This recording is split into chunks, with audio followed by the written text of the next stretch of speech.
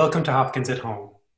I'm going to talk about five of Chaucer's most representative and interesting from a variety of angles Canterbury tales, and I'm going to spend a little time before getting to any of the texts talking about some background, who Chaucer was and how he got to writing the Canterbury Tales, and something about the larger structure, because the structure of the tales is itself not only interesting and a little complicated, but it has a lot to do with how these particular texts mean, how they are designed to interact with one another, and how the speakers whose voice they're in are meant to be understood. One thing I wanted to say just by way of housekeeping is that part of what I'm assuming is that you either will or won't have read the text, which is to say that you can come to these sessions and use them as introductions and go away and read afterwards. But if you have had a chance to read before, I'll be speaking to particular passages that seem representative as I go through each text. My reference will be in Middle English. On the syllabus, which Vicky circulated, there's a link to a version of the text that gives you a modern English translation as you go. But I'll mostly be referring to the Middle English version. So Chaucer, and I'm speaking now to the first slide, was born, we think, in 1340. We have only a record that tells us when he was 16, but we can sort of work backwards from that. And he's often described as the father of English poetry, which is a good place to begin because it's a complicated statement for reasons that aren't immediately apparent. He's the father of English poetry in part because he was immediately imitated by those who followed him. So in his lifetime, Chaucer was obviously known as a poet in court circles and to a number of aristocrats, but he was a bureaucrat, and I'll get to that in a second. And so we have an enormous number of records about his life, 469, but none of them make mention of the fact that he was a poet. And so his fame as a poet seems to have grown almost exponentially from the moment he died. And that's when poets especially started saying he was the father of their endeavor, and they started imitating him. So it became a very circular function. He became the father of English poetry because so many people immediately looked back to him, and that carried on well into the 20th century. So T.S. Eliot is still echoing the beginning of the Canterbury Tales at the beginning of the Wasteland. And you can make a dotted line from Chaucer through to Eliot and after. So he was the father of English poetry because so many people looked toward him. He's sometimes said to be the father of English poetry because he invented English as a literary language. That's a statement you can find in the scholarship even recently. He borrowed a lot of words from French and Latin and fashioned a kind of poetic vocabulary for himself. Whether he was doing that for the first time is debatable. That is, he was doing what a lot of poets at his time was doing, but he did it in a particularly dramatic way. And you can trace that through the way that he is very precise in what he has to say, as we'll see when we go through the tales and passages in the tales. Chaucer is an unusually good poet insofar as he manages to capture what many say is unusual aspects of the human condition. But what's particularly interesting about reading Chaucer now is he was a poet of great and precise technique. And so some of what I'm going to talk to you about today is there's a kind of Chaucer effect where people seem to feel as if the people he's talking about in his poems are real, or the figures he creates. But this is not the product of just careful observation, but a set of poetic techniques that he found and capitalized on. So let me do a little bit of biographical summary or description, and then I'll talk a little bit about his career and how he got to the Canterbury Tales, and then I'll start to talk about those techniques as we move into the general prologue of the Canterbury Tales. Which is the first tale in the sense that it is of the same length as all of the tales, but it introduces all of the pilgrims who are going to tell tales in the pilgrimage story. So Chaucer was a clerk. This is a more functional word in British English still than it is today. In British English, it means something like a bureaucrat, someone who has a desk job for a living. And Chaucer was unusual in being a literate person. His father was a wine seller, and clearly a successful one. So Chaucer was in what was a significant historical moment, part of an emerging middle class. And so though he didn't have aristocratic backgrounds, his father had enough money to sort of foster him into aristocratic circles. So the first time we know about him in a record, he's a page in the household of a countess, Elizabeth of Ulster. And so he's starting on a rank of aristocratic relationships where he's in service, but getting to know more and more famous people. The next time we know where he is, he's an esquire, and now he's in the court of the king. And this became very important because he relied on patronage from not just aristocrats, but some of the more powerful aristocrats in the land, including John of Gaunt, who was the brother of the king and particularly a particular patron of the arts.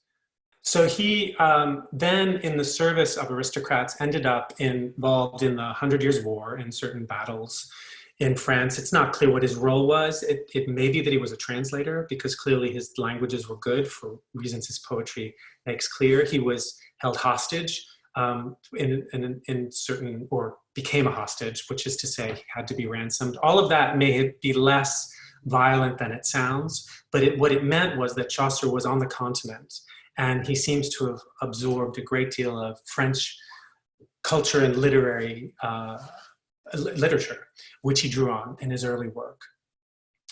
By the 1380s, he was rising through the ranks of the bureaucracy, so he was appointed a controller of the petty custom. That's not so important as that he's now working for the king in very significant roles. He was a member of parliament at one point, and he was the clerk of the king's works, which meant he was responsible for all of the royal castles and properties, which was a very important job. So he was not just an important poet, he was an important bureaucrat. And it's not quite clear which has priority in his career. That is, was he noticed by the king and his poetry noticed by the king because he had such an important job? Or did he manage to lever his way up the hierarchy because he was such a good poet? In 1394, he's given an annuity by Richard, and that seems to be in recognition of his service as a poet or his fame as a poet. It's unusual, and poets subsequently were granted such annuities. 20 pounds is a lot of money, 10 pounds would buy you a house. So he's being now supported by the king almost entirely. In 1400, he fails to collect his annuity, and that's really the only evidence we have of his death. There's nothing afterwards in the record, but that's why we assume he died in 1400. So Chaucer was a very ambitious poet. The Canterbury Tales is his most ambitious poem, both in length and vision. But before he gets there, he works his way through a variety of different contemporaneous genres and kinds of writing. We don't have what may have been his earliest works, though at the very end of the Canterbury Tales, in a text sometimes called his Retraction, he refers to lyrics and lays that he wrote, and elsewhere alludes to them in his youth. And so we think that what may have been his first foray into literature was writing French lyrics for the court. There's a tantalizing manuscript which attributes a bunch of lyrics in French to a poet called Ch, period. And it's sometimes thought that maybe these are poems by Chaucer. If they aren't, they're poems like he would have written. And he translated the Roman de la Rose, which is a very long, 20,000 line French poem, incredibly important to medieval literary culture.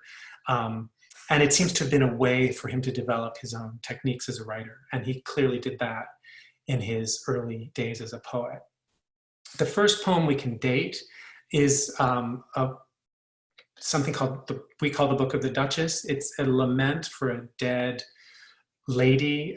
She's called White in the poem. And this seems to be a memorial poem for John of Gaunt's wife, who was called Blanche, and on the anniversary of her death. And it's a poem about mourning. It's a poem that's a kind of dream vision, which is a common form of poetry at the time. The Roman de la Rose is also a kind of allegory, and so are dream visions often. So he's drawing here on the French tradition very very generally, and many of the lines at the beginning of the book of the Duchess can be traced to particular French poems he would have read. By the 1380s, this is sometimes called his Italian period. He travels to Italy, and he seems to have been exposed to Dante and Boccaccio, and that Boccaccio is important for the Canterbury Tales and its shape.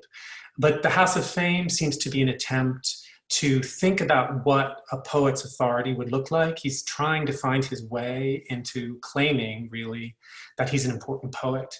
He does it in a jokey way, which is typical of Chaucer, which is to say he parodies a number of things that could happen in the Divine Comedy, including a kind of transport by an eagle, which in the Divine Comedy is a very magisterial moment from one book to another. In Chaucer, the eagle is a very chatty kind of pedagogue who talks to Chaucer in slightly both serious and ridiculous terms about what it's like to fly above the earth.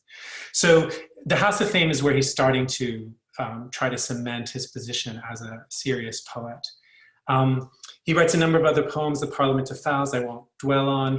An important stage in his writing, and this will come back a little bit in some of the things we talk about later in these sessions, is he translates Boethius's Consolation of Philosophy.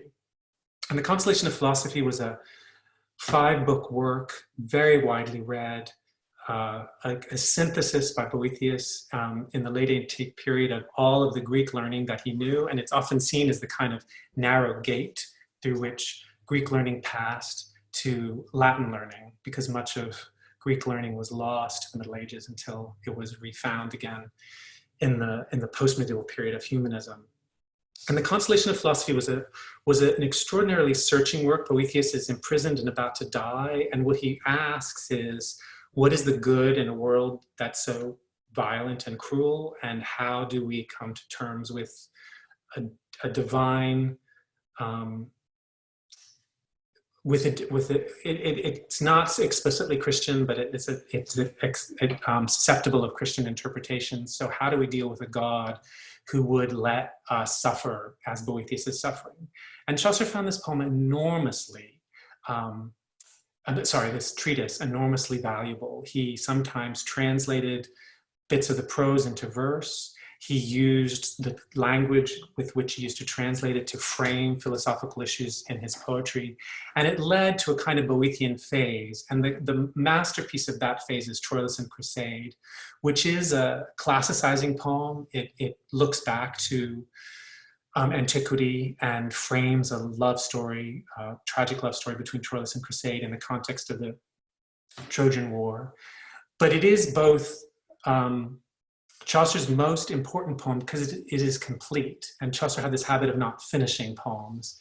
But Troilus and Crusade is his attempt to write something on the scale of a classic epic, and also an attempt to try to take his place in the pantheon of not English poets, because he wasn't so concerned with them, as Latin and Greek poets. So he ends Troilus and Crusade by asking if he might sit on the steps just below the most famous Latin and Greek poems. So Troilus and Crusade draws heavily on Boethius and seems to be Chaucer's attempt to position himself as an important European poet. And then comes the Legend of Good Women, which is mostly seen as a poetic failure, because what happens is Chaucer writes a story that's supposed to set in motion a set of narratives that follow it, legends of what he calls good women, but they're all exactly the same.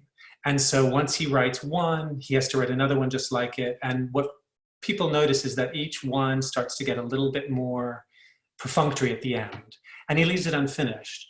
And what is sometimes seen to be the case is that he experimented, but not successfully, with what we call a frame narrative.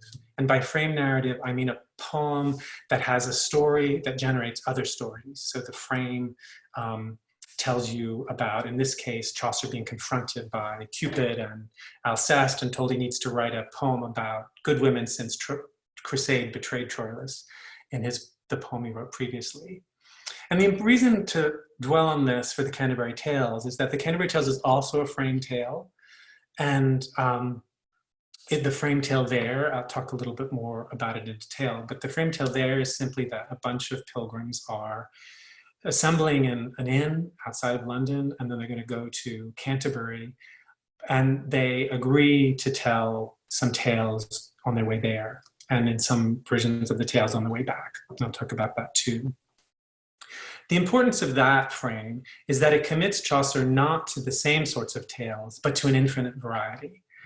And it not only commits him to an infinite variety, but it also makes that variety part of the story. So one of the things that happens is the tellers start to compete with one another, not just about whose story is good or not, but they do that, but whose story has a better vision of the world and the good. So he's thinking back to Boethius and his attempt to define the good in a hostile world, but he lets each of the pilgrims have a kind of vision of that good. And so the poem quickly becomes a kind of prismatic vision of the variety of English society, the variety of takes on English society, the variety of kinds of poems that can be written, the kinds of poetry Chaucer inherited. And what's often said is once Chaucer started this process, it seized his imagination, and he seemed to have done little else but work on this. Perhaps that's why he had an annuity and was not working for the king anymore.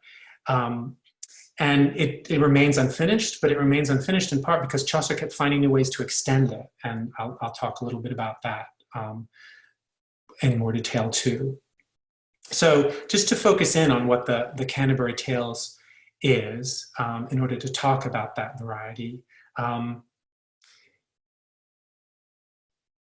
what he does at the beginning of the so-called frame tale is he commits each pilgrim to telling a tale, it seems on the way to Canterbury and stopping when they get there. But in what seems to be a later revision, he has them each tell 2 tales on the way and 2 tales on the way back. And that's the version that you are reading in the general prologue I'm talking about today.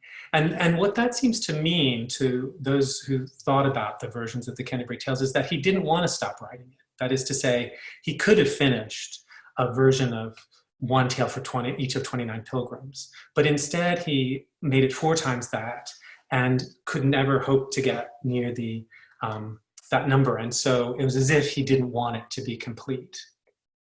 So the frame tale is an idea he used in The Legend of Good Women. He seems to have got from Boccaccio, whose Decameron is a frame tale as well. And the Decameron, appropriately enough, they flee, appropriately enough for today's discussion, they flee from plague and tell 10 stories a day to distract themselves on a particular theme. The difference that Chaucer makes is those stories in each day have a common focus, whereas Chaucer makes variety the generating engine of all of his tales. So there are 2 complicated ways to talk about the status of they're not complicated ways to talk about it, but they're 2 as important distinction to be made between the fact that the Canterbury Tales are unfinished, that is because Chaucer died before he could get to the end, and they're incomplete. And incomplete by design is what I meant when I said that he seems to have been expanding the possibility for writing more tales. That incompleteness is also built into the way that the pilgrims interact with one another. So they interrupt each other, as we'll note in some of the tales we read, and they completely upend the order that the host of the tales is trying to promote. And so what happens is that though there seems to be a design from the start, it's constantly shifting as the tales unfold.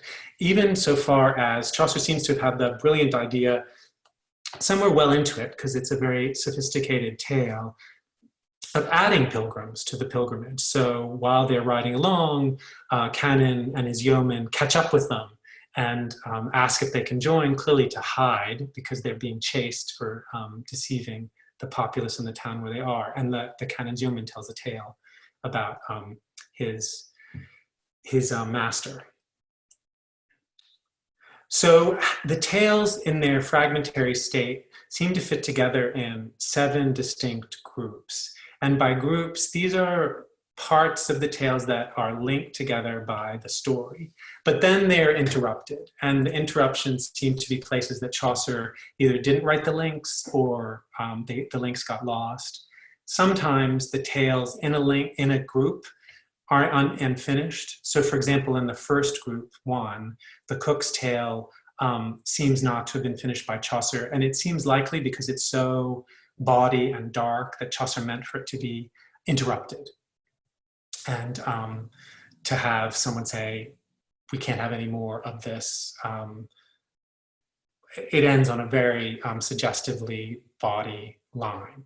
But anyway, the 7 groups are a little bit hard to put in order as well, because we don't know exactly what in the middle groups follows what, but we do have the firm beginning of the tales, and that's the general prologue. And we do have a firm ending for the tales, and that's the Parson's Tale and the Retraction. And they set out a kind of shape for the whole.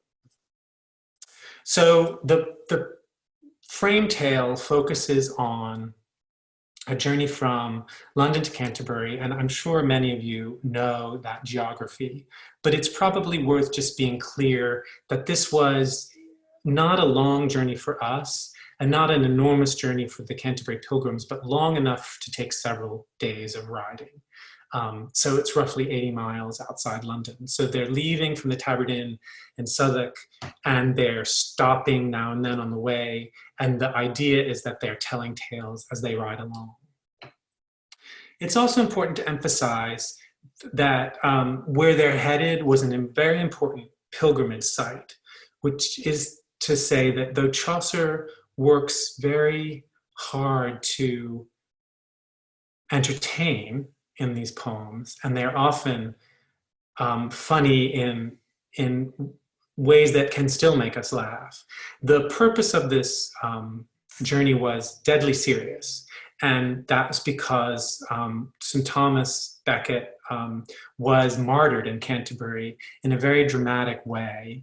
And so the Canterbury Cathedral and as a pilgrimage site was one of the holiest pilgrimage sites in medieval Europe. People in England often used it on the way to Jerusalem, sketching out a line of important pilgrimage sites. So it was the first for them, but no less important for that. And the reason that it was such an important pilgrimage site was the horrific nature of Becket's murder. This just represents it. The most important thing about this image is that he's being killed in prayer at an altar.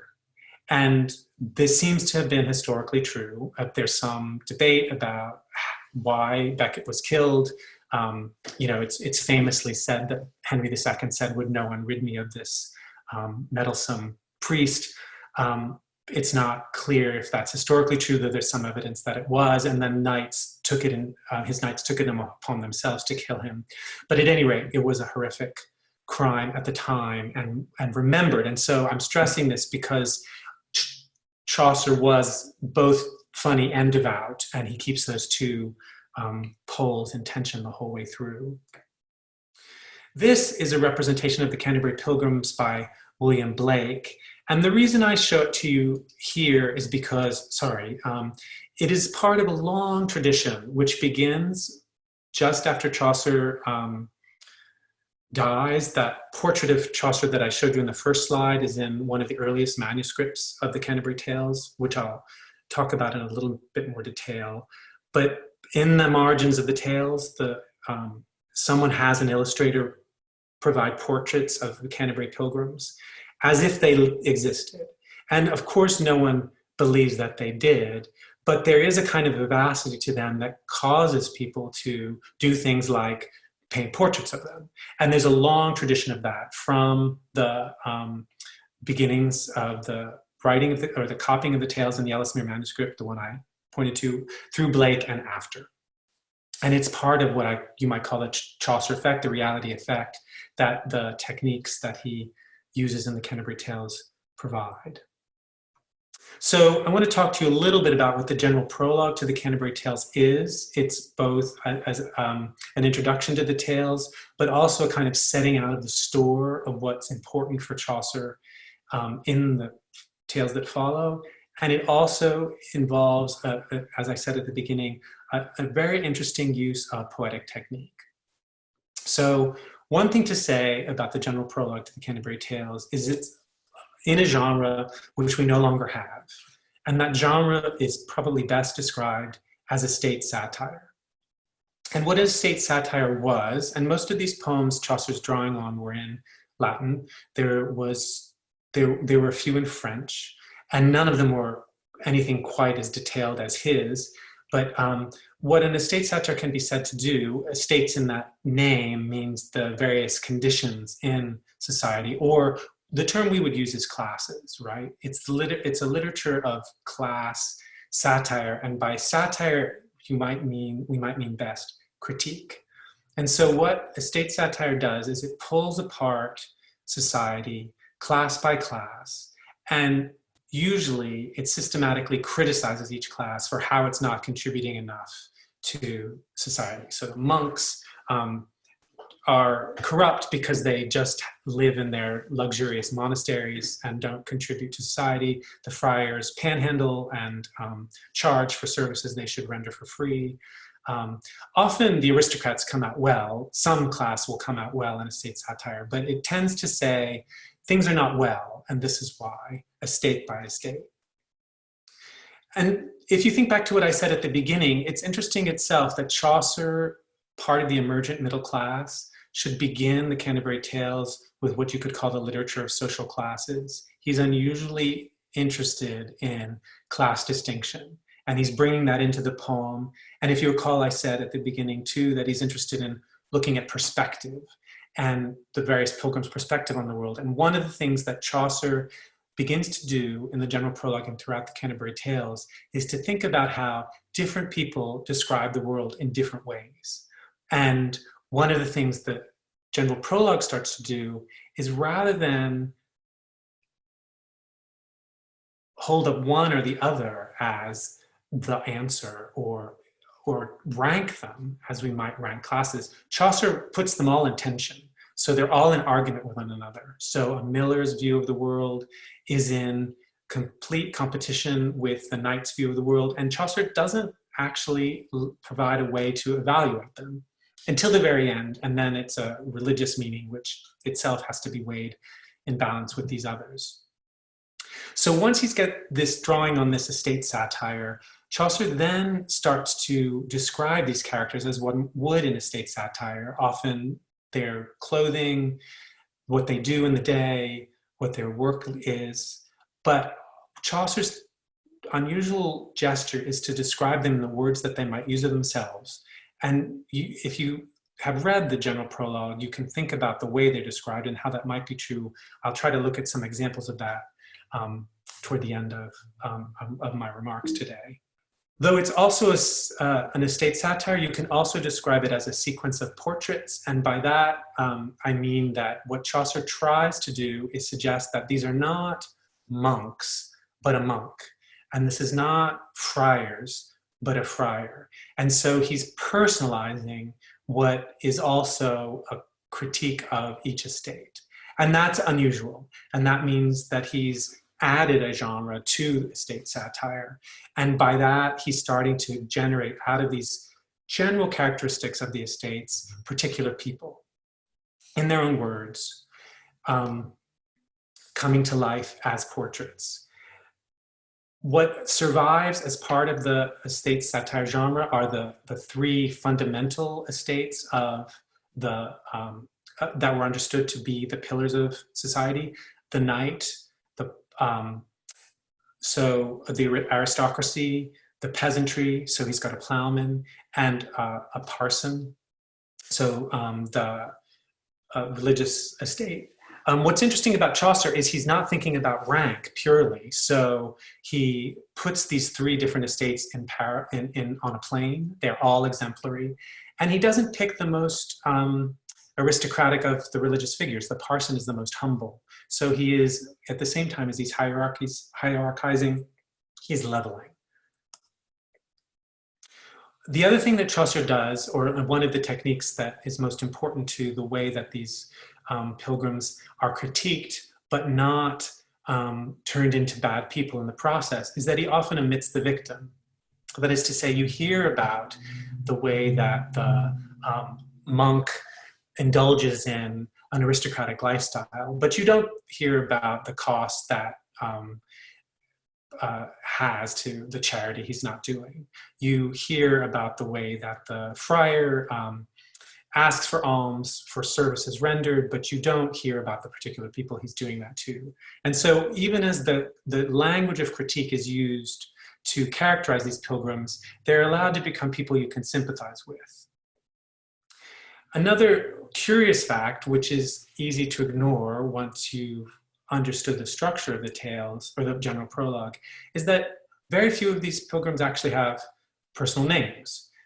We talk about them as the monk and the friar, even though they have very strong personalities. Even the wife of Bath, we know her as Alison. At some point it's revealed that she's got this name, but we usually talk about her as the wife of Bath because that's how the Canterbury Tales presents her. So what's often said about the tales is that, the general prologue is that it's a poem about work. That is, it's defining people based on their work life. And that is very basic to the way that Chaucer is using the details from estate satire to create these individual portraits. The other thing he does, and we can talk a little bit about this in detail, is that he uses details in ways that are not always the same, which is to say he throws out a detail that you can't really understand the reason for. Some of them tell you that, this is something about the pilgrim's profession, this is something about his moral life. But at one point he says that he thinks it's a shame that the cook has an ulcer on his leg. And you don't really know why that's a shame or why he's mentioned it. And so one of the ways he generates this vivacity is by acting sort of like a reporter who's just seeing someone and reporting on what he sees. The mormal, that's the wound or the sore on the cook's thighs, is ambiguous too. It seems to relate to his moral character, but you can't be sure that that's what the detail reveals. So the thing to say, that to remind yourself again and again when reading the Canterbury Tales, is that though these look like real people, they are not. They are types made to seem real. And I'll talk a little bit more about this in a second, but the other thing to recognize when you're thinking about the characters in the general prologue is that one of them is Chaucer. And this is something that Chaucer criticism had to come to grips with itself. For many decades, it was simply naively assumed that Chaucer was talking here in his own voice and might even have been representing people he knew in London. And there's a very famous book by a very important Chaucer scholar in the 20s who goes around London trying to find the cook and the host and people that Chaucer might have known who he was mocking or writing admiringly out in the tales. But what this missed was the fact that there is a figure who doesn't really call himself Chaucer, but just has a lot of characteristics of Chaucer in the tales, who we tend to call Chaucer the narrator, because he doesn't know some things that we know Chaucer would have known, and he seems to make some mistakes that Chaucer couldn't have made. And that's all deliberate, that this character is there as a kind of guide, but he has his own prejudices, and those sometimes even come out in the tales. And so the vivacity of this narrator can sometimes also confuse readers about just what exactly is happening poetically. That is, there are many layers to it. So I think I got a little ahead of myself in these bullet points, but just to summarize, it's a poem that gives the impression that it's describing individuals, but it's using stock details.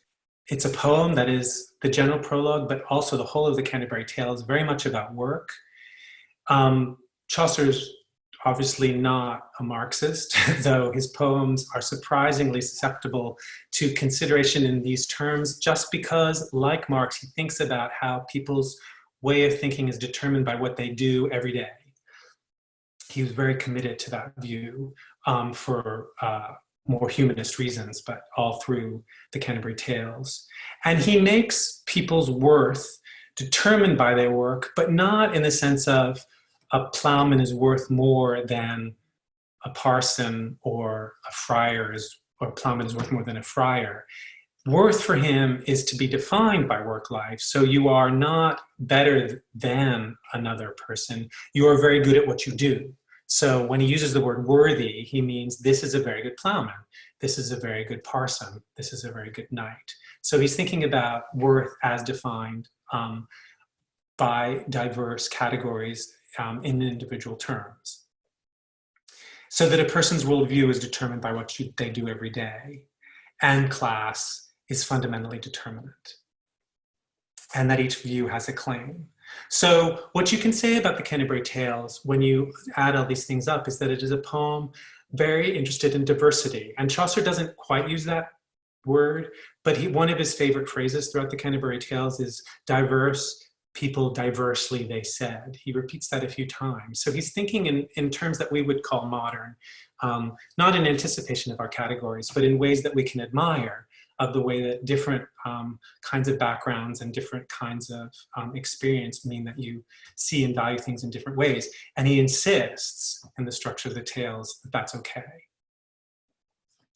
So let's look a little bit at the poetry itself. This first sentence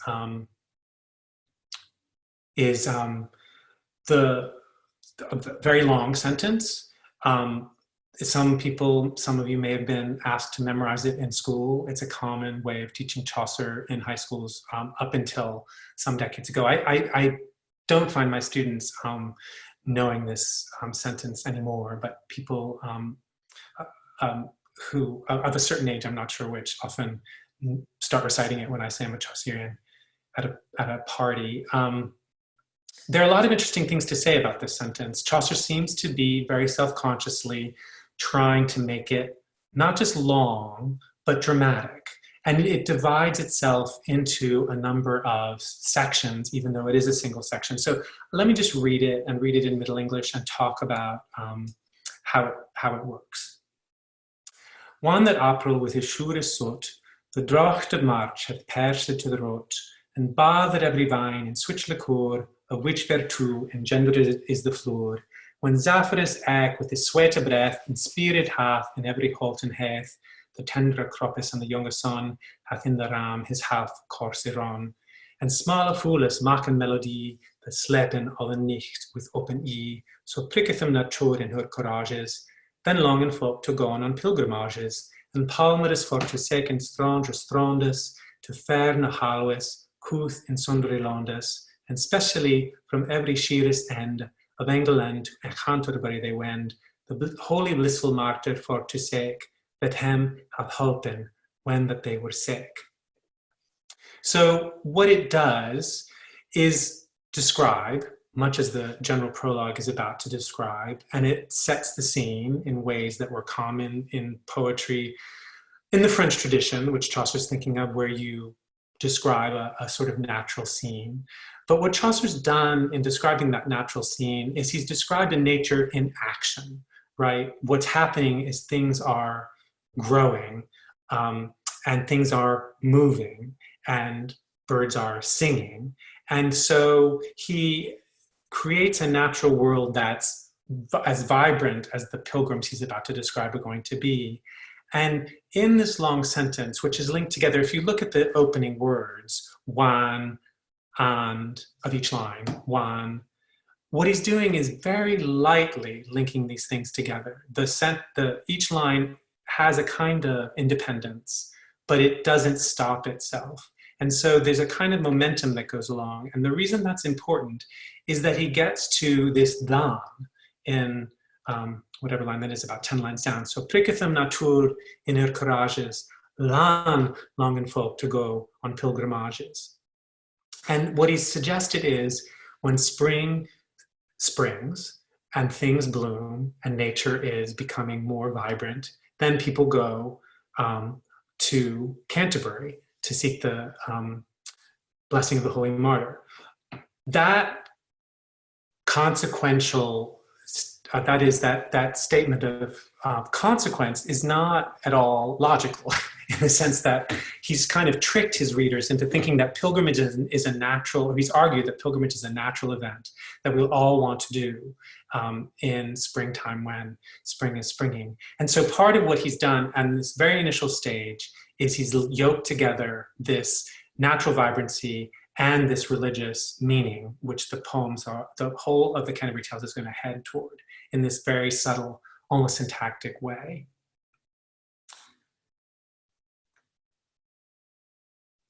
And then I'm skipping that because I've talked as much as I probably need to about the narrator. I want to look at the second sentence of the general prologue. So here's the first sentence, and right after it, so we're at line 18, that hamath helpen one that they were sick. So you've had this 18-line sentence.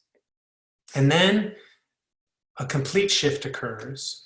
Befell that in that season on a day, in Southwark at the tabard as he lay, to Canterbury with full devout courage, at nicht would come into the hostelry, while 29 in a company of sundry folk by aventure fall, in fellowship and pilgrims were they all, that toward Canterbury wold in read, the chambers and the stables were in weed, and well and wood and eased at the best. So I won't read all of this, but what I want to notice is that right at the start of this sentence, he's changed his kind of language completely, rather than long words and fairly technical terms when he's describing spring and the ram, an astrological description of spring.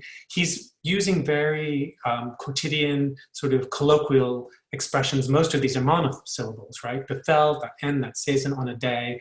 In a way, he zoomed in on the Canterbury pilgrims and their daily life, now that he's going to describe them. And so that's what he does. He changes the tone, he changes the kind of language, he changes his focus. And the other thing he does is he projects this Chaucer, the narrator, right into the situation, right? So this I is at this point in the poem completely unidentified. It's just the voice through which everything is filtered. And you're going to start to see who this I is as the general prologue progresses.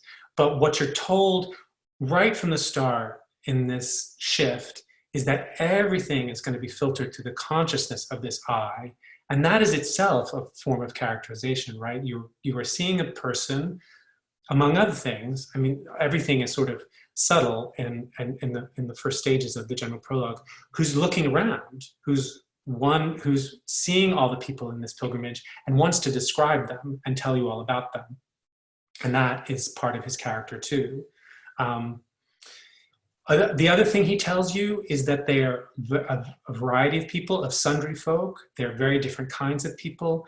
And this word aventure, which is very crucial in Chaucer's vocabulary, we would translate it, though it gives us the word adventure, we would translate it as chance. So what he's saying is these different people have fallen together by accident. And if you think about what I said about the estate satire, part of what he's saying is that though I'm anatomizing the society, though there seems to be representatives from every rank of society in this group, it just happened to happen.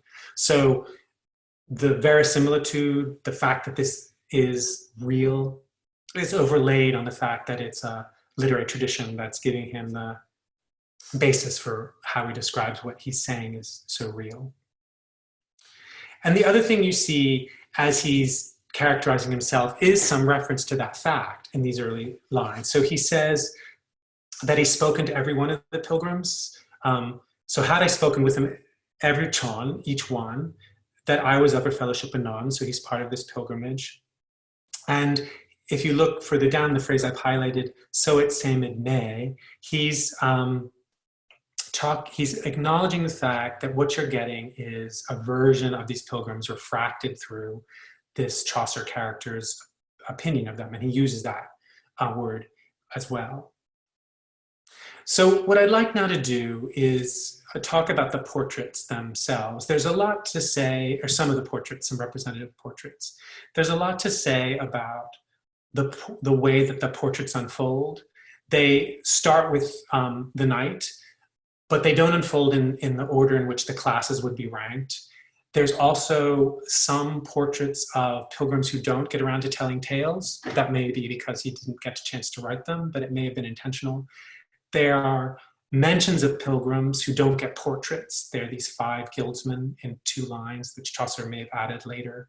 It's also true that there are pilgrims who tell tales who aren't mentioned in the general prologue. So he's already playing with the possibilities for disorder and variety even in this structure. But what he tends to do is unfold the portraits as set descriptions of the pilgrims in such a way that they can be, for example, given a picture in the margins of a manuscript by a scribe or an illustrator for a scribe. And so this is the miller, for example. And one of the interesting things about the monk is that he uses a lot of kind of colloquial expressions in his self-description. This ilka monk, this very monk, let olde things pass, let old things go, and held after the newer world is sparse, he yaft not of that text a pulled hand that saith that hunters been not holy men, but that a monk when he is wretcheless is like until a fish that is waterless. This is to say in a monkad of his cloister, but thilka text held he not worth an oyster. And I said his opinion was good. So there's that word. And there's the narrator entering and saying, look, I'm here. I'm giving you my opinion of the monk. But if you pull this apart, what you can do is see that what the narrator has done is he's translated all of these first-person statements into the third person. So the monk said, so if you look, this ilka monk let olde things pass. But if you think about a reporter telling you what someone had said to him, what he's reporting on is someone who said, I let olde things pass, I hold after the new world is pass, I have not other text to pull it hand. And you get the sense of someone speaking because he's using a colloquial expression. So there's a kind of turning 180 degrees in the general prologue often, where the I of the person is turned into a reportage of the Chaucer narrator. And this means that we don't really know, right? We know that this is what someone says about themselves and what Chaucer, the narrator, says they said. But behind all that are all these ways they could be misrepresenting themselves, and Chaucer, the pilgrim, could be misrepresenting them. And that's intentional. Chaucer wants you to know all that, so that the realness is partly about the way that you never quite know what people are like or how they, what their character is when you describe them and they're describing themselves. So how representative is the poem of the range of professions that existed at the time? Both vary in the sense that it's wide-ranging, but also unfairly, he puts unfair emphasis on religious figures in religious categories. So there are lots of religious figures and sort of aristocratic figures. So the middle class and particularly the peasantry are underrepresented in their various forms, and also women. So what's famously said is that there's one woman representing all secular women, and then there's a nun, the prioress. And so though he gives women, and I'll talk about that when I talk about the Wife of Bath, an extraordinarily interesting voice, the tales are sort of skewed, or the portraits are skewed in the direction of a privileged person and a privileged man. I think that what I can do next time is we'll see, but look a little more. I can look a little more at some of the particular portraits when I talk about the tales of the pilgrims who are telling them. So some of what I didn't get to in the slides, I can talk about in subsequent sessions. So I'll plan to do that. My pleasure. Nice to see you all.